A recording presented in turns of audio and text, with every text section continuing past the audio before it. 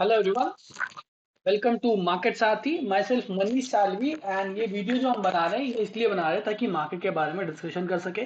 So this is a post market report for the market.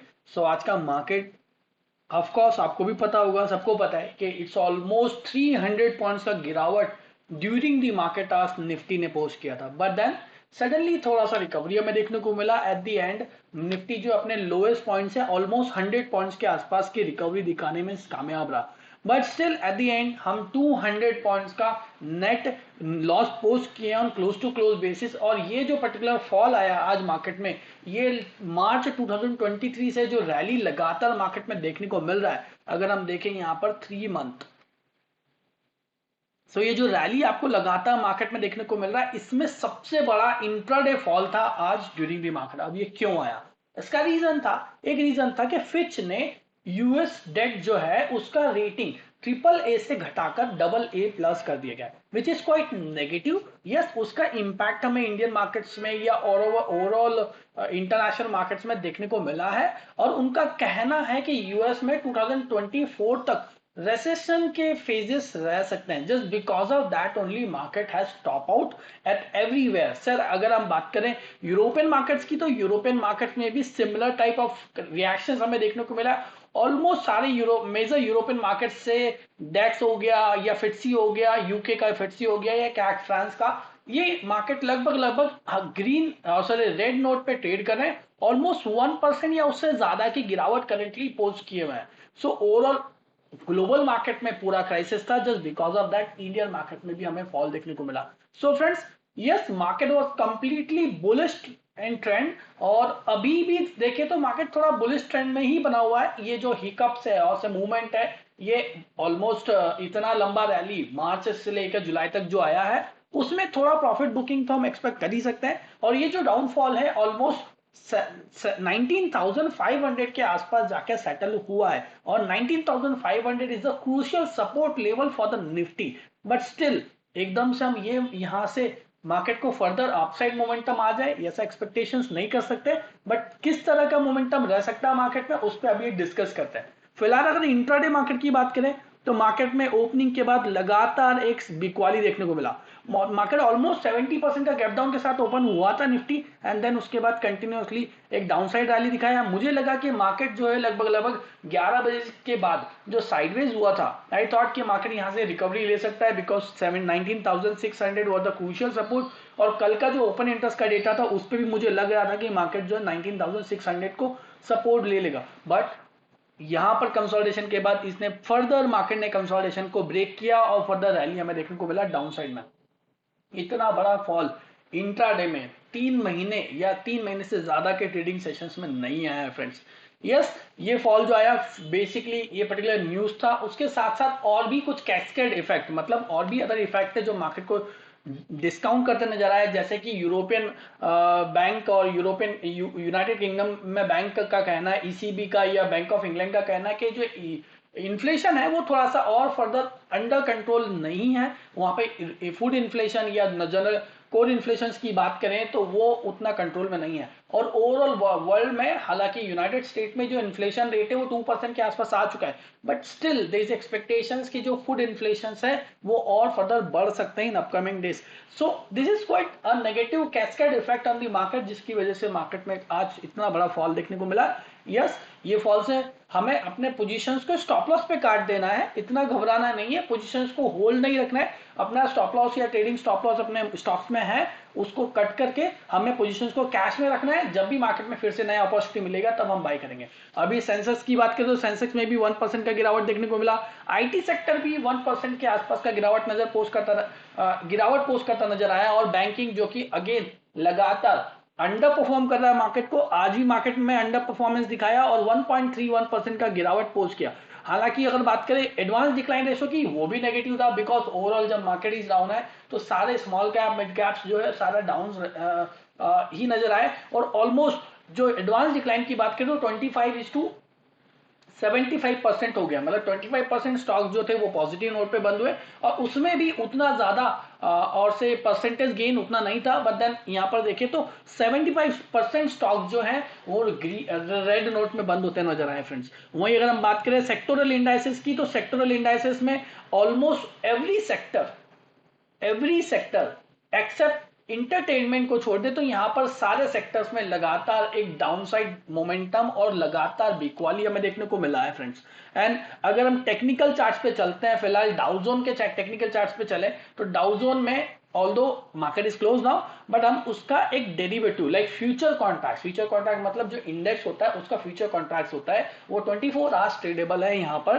So we can say Dow Jones में एक further fall देखने को मिला है। एंड अगर हम देखेंगे स्पॉट पे, तो स्पॉट का जो क्लोजिंग है कल एक पॉजिटिव क्लोजिंग हुआ था, बट देन अभी जो न्यूज आया उसकी वजह से एक सडन डाउनसाइड हमें मोमेंटम देखने को मिला, और फर्दर डाउनसाइड मोमेंटम हमें यहाँ पे देखने को मिल सकता है डाउजोन में, बिकॉज यू कैन सी कि ये जो रैली आपको ऊपर दिखा है इतने समय से, इसमें एक थोड़ा सा एक बियरिशनेस और बियरिश बायसनेस आया हुआ है, और माइट बी पॉसिबल ये फर्दर एक कंसोलिडेशन फॉर्मेशन दे दे और बियरिश फॉर्मेशन दे दे इन अपकमिंग डेज। सो लोअर लेवल पे सपोर्ट्स की बात करें तो 35,350 का सपोर्ट है, हायर लेवल पे वही 35,800 का सपोर्ट रेजिस्टेंस हमें देखने को मिल रहा है। इस रेंज में मार्केट हाउवर कर सकता है, माइट बी पॉसिबल ये जो यहाँ पर एक चैनल क्रिएट हो जाए। वही निफ्टी की बात करें तो निफ्टी ने आज जो फॉल दिखाया है उसमें एक स्ट्रॉन्ग रिकवरी भी देखने को मिला है इंट्राडे में। अगर हम देखें तो एट द एंड यहां पर एक bullish engulfing on intraday chart समय देखने को मिला, जस्ट बिकॉज कि जो मार्केट है इस ट्रेंड लाइन के सपोर्ट पर आ चुका था फ्रेंड्स। अभी देख सकते हैं मार्केट जो है अभी यहां पर एक अपवर्ड स्लोपिंग चैनल में चल रहा है, और ये जो अपवर्ड स्लोपिंग चैनल है इस चैनल का सपोर्ट एरिया पे मार्केट आ चुका है, और करंटली एक डाउनवर्ड स्लोपिंग चैनल भी है। अगर इसका ब्रेकआउट ऊपर आता है तो अब हम ऊपर की तरफ एक्सपेक्टेशन रखेंगे कि मार्केट ऊपर चला जाए, but right now what is happening, अभी मार्केट माइट बी पॉसिबल इसी चैनल में कंसोलिडेट करे, जस्ट बिकॉज कि इतना स्ट्रॉन्ग सेल ऑफ हुआ है। सो उसके बाद हमें कंसोलिडेशन फेज हमें देखने को मिल सकता है एक बेयरिश ट्रेंड में, और बेयरिश सेंटिमेंट्स के साथ मार्केट ट्रेड होता नजर आ सकता है in upcoming days. And lower level पे जो सपोर्ट्स है say as I discuss 19,500 could be a crucial support level, और ऊपर की तरफ देखें तो 19,870 जो है रेजिस्टेंस है ही। तो लोअर लेवल पे हम सोच सकते हैं कि 19,500 एक सपोर्ट है, और उसी को होल्ड करते हुए मार्केट अगर सस्टेन करता है तब हम एक रैली अपसाइड देखेंगे, बट उसके पहले मार्केट अभी साइडवेज दिखा सकता है फ्रेंड्स। बैंक निफ्टी की बात करें तो बैंक निफ्टी इस पर्टिकुलर ट्रेंड लाइन को ब्रेक कर चुका है फ्रेंड्स नीचे। देखें आप चार्ट्स पे, तो चार्ट्स पे आप देखेंगे तो ये एक राइजिंग वेज था, उस राइजिंग वेज का ब्रेकआउट आ चुका है। अगला जो सपोर्ट बैंक निफ्टी को मिल रहा है, जहां पर बैंक निफ्टी ने प्रीवियसली देखे तो यहां से एक ब्रेकआउट लिया था, उसके बाद इस एरिया में जाकर सपोर्ट लिया, एंड सेम प्राइस पर मार्केट आकर हो सकता है फिर से सपोर्ट ले ले। So 44,300 could be a crucial support for bank nifty. Higher level पे जाए तो हायर लेवल पे 45,800 could be a resistance level in bank Nifty.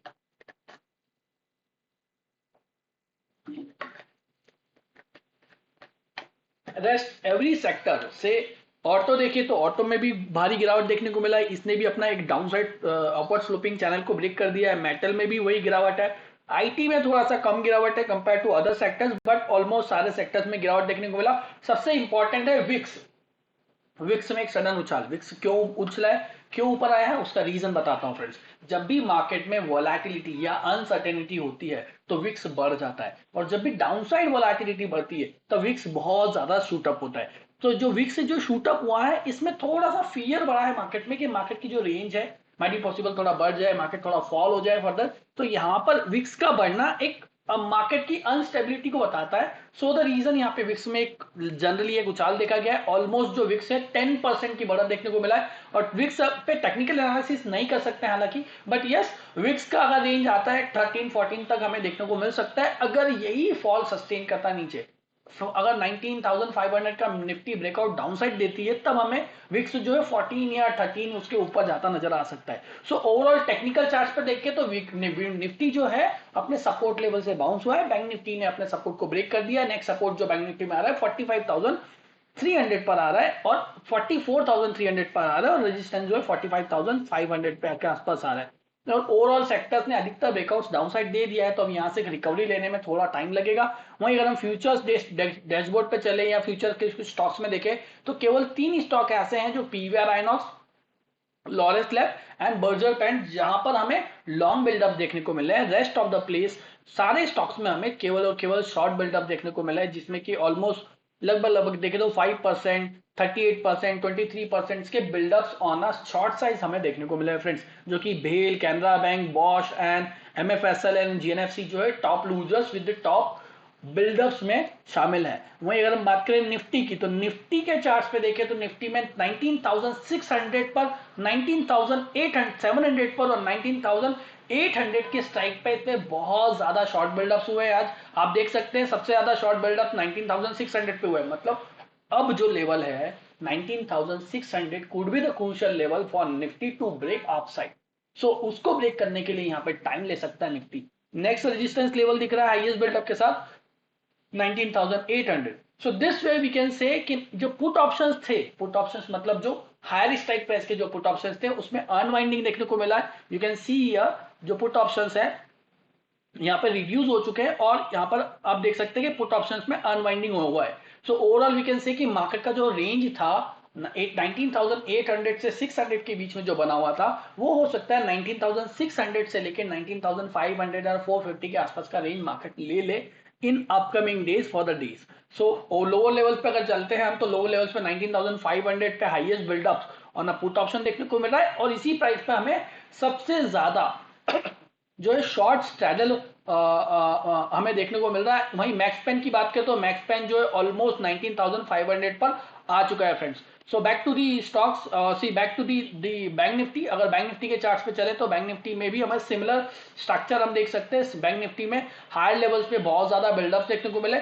सबसे ज्यादा आज जो बिल्डअप हुआ है वो 45,000 के स्ट्राइक प्राइस पे हुआ है, उससे थोड़ा कम 45,200 की स्ट्राइक प्राइस पे हमें देखने को मिला है। सो 45,000 could be a crucial resistance level in bank Nifty. और लोअर लेवल्स पे चलते हैं तो 45,000 ही के बाद हमें 44,500 का जो लेवल है वहां पर सबसे ज्यादा पुट ऑप्शंस में राइटिंग हुआ है। सो this is what data is saying कि put 44,500 could be the support and 45,000 could be the resistance as far as the bank nifty is concerned।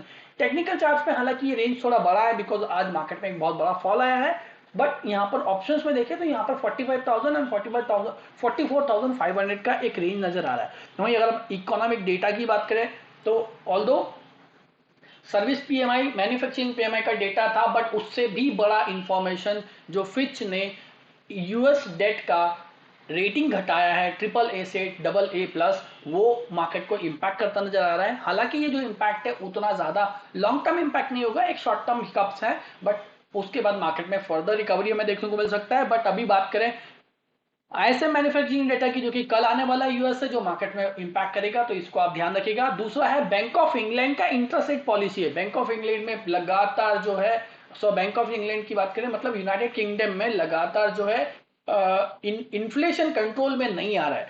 So might be possible यहाँ पर interest rate को further increase किया जाए by the United kingdom और से bank of England bank. सो वो 5.25% expected है, मतलब 25 बेसिस पॉइंट्स का हमें इंक्रीमेंट देखने को मिल सकता है। So these are the few information which can drive the market by tomorrow. अगर रिजल्ट्स की बात करें तो रिजल्ट सेक्शंस में हमें Titan, InterGlobe aviation, Ambuja cements, Mankind pharma and Adani Wilmar, ये जो स्टॉक्स थे उनके आज रिजल्ट्स हैं।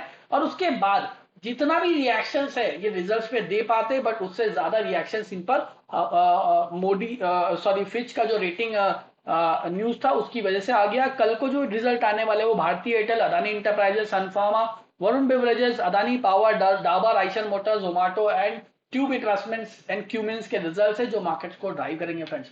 सो friends, hope you got understanding के मार्केट में क्या हुआ, किस तरह के रेंज है, क्या लेवल है निफ्टी में, क्या बैंक निफ्टी में लेवल्स है, और कौन सी न्यूज है जो आने वाले समय में आपको ध्यान में रखनी चाहिए, कौन से वो स्टॉक्स है जिसमें रिजल्ट आने वाले हैं। सो फ्रेंड्स, मार्केट का मूड अभी थोड़ा सा खराब है, थोड़ा सा स्टॉप लॉस लगाकर जितने भी पोजीशन उसमें ट्रेड करें और जो पोजीशन होल्ड है उसमें अपना स्टॉप लॉस के साथ बने रहें फ्रेंड्स। और फ्रेंड्स, ये जो इन्फॉर्मेशन मैं बता रहा हूं उसमें मैंने किसी स्टॉक्स में कोई एडवाइस नहीं दिया है, केवल और केवल मार्केट का ओवरव्यू आपको बताया है। मैं एक रजिस्टर्ड इन्वेस्टमेंट एडवाइजर नहीं हूं। सो प्लीज अपना डिसीजन लेने के लिए अपने स्टॉक्स में इन्वेस्टमेंट्स या ट्रेडिंग प्लान करने के लिए अपने इन्वेस्टमेंट एडवाइजर से जरूर बात करें। रिसर्च एनालिस्ट से भी आप कंसल्ट कर सकते हैं which is the registered with the SEBI. So friends, thanks for watching till the and this video, and इसी तरह की इंफॉर्मेटिव वीडियोस को लगातार देखने के लिए मार्केट सारथी को सब्सक्राइब कर ले और हमारे आने वाले वीडियोस को देखते रहे। साथ ही हम अलग अलग फाइनेंस के कॉन्सेप्ट, ट्रेडिंग कॉन्सेप्ट पे वीडियोस पे शॉर्ट्स डालते रहते हैं, वो भी आपको बहुत हेल्प कर सकते हैं friends. Thanks for watching till the and, thank you very much.